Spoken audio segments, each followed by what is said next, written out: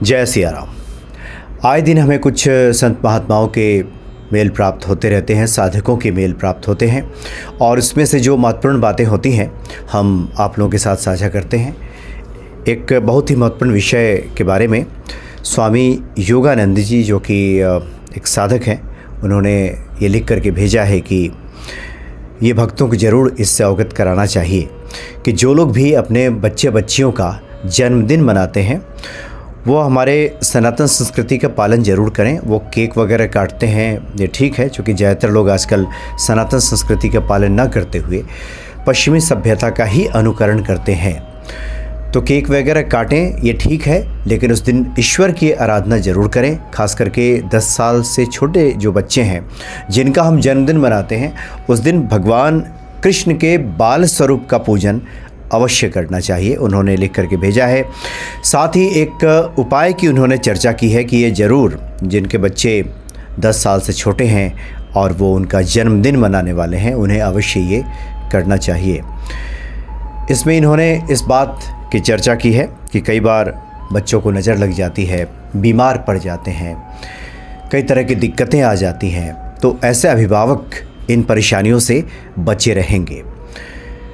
तो जब भी बच्चे का जन्मदिन आए और आप मनाने वाले हों उस जन्मदिन का, तो ईश्वर आराधना के बाद उस बच्चे की उम्र के बड़े साइज का, अगर बच्चा 5 साल का है तो 6 वर्ष के बच्चे का एक जोड़ा कपड़ा खरीद लेना चाहिए और भगवान की पूजा करने के बाद बच्चे का हाथ लगवाकर, जैसे बच्चा 5 साल का है तो 6 साल के बच्चे का कपड़ा खरीद लिया और उस कपड़े को किसी ज़रूरतमंद बच्चे को जा कर के दे देना चाहिए।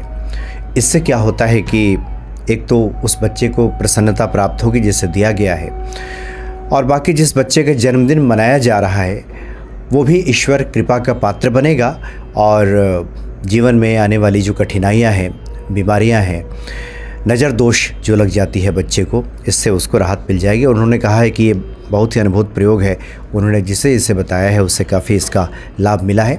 ऐसे बच्चे बीमार नहीं पड़ते, इन्होंने लिख करके भेजा है। और साथ ही उन्होंने ये भी कहा है कि बच्चा जब तक 10 साल तक का हो तब तक इस क्रम को दोहराना चाहिए। 10 साल के बच्चे से जब बड़ा बच्चा हो जाए उसके बाद फिर ये दूसरे उपाय की आवश्यकता होती है, लेकिन 10 साल तक का बच्चा है तो ये उपाय किया जा सकता है। और साथ ही इन्होंने इस बात के बारे में भी लिखा है कि अगले बार अगर बच्चा 6 साल का हो जाए और आप 7 साल के बच्चे का ड्रेस खरीद कर लाते हैं तो उसी बच्चे को पुनः जाकर न दे दें जिसे आपने पिछली बार दिया था, इस बार किसी अन्य बच्चे को दें।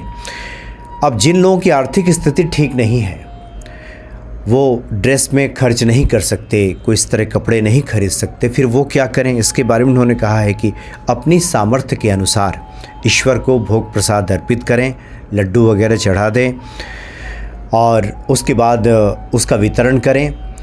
और जितने उम्र का आपका बच्चा है उससे बड़े बच्चे को जो ज़रूरतमंद है कुछ उसे राशि अवश्य भेंट कर दें। उसे मिठाइयाँ तो दें ही, साथ ही कुछ राशि उसे भेंट कर दें। इससे भी नज़र दोष से मुक्ति मिल जाती है और बच्चे को किसी प्रकार की बीमारी नहीं होती और ये परेशानी नहीं होती। इन्होंने विशेष तौर पे ये कहा है कि इस माध्यम से, इस चैनल के माध्यम से ये लोगों को बताया जाए कि जो लोग भी जन्मदिन मनाते हैं वो ऐसा ज़रूर करें। हालांकि इन्होंने शुरू में इस बात की काफ़ी चर्चा की है कि जो लोग केक काटते हैं, मोमबत्तियाँ बुझाते हैं, मोमबत्तियाँ बुझाना ये ठीक नहीं है और इससे जीवन में कई तरह की परेशानी बच्चों के जीवन में आ जाती है, चूँकि हमारी ऐसी संस्कृति नहीं है।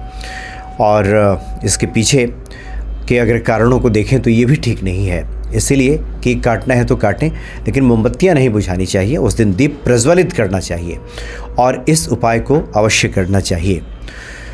तो इसलिए जो उन्होंने ये बातें बताई हैं, निश्चित तौर पे 10 साल तक के जिनके बच्चे हैं इस उपाय को अवश्य करें। जय सिया राम।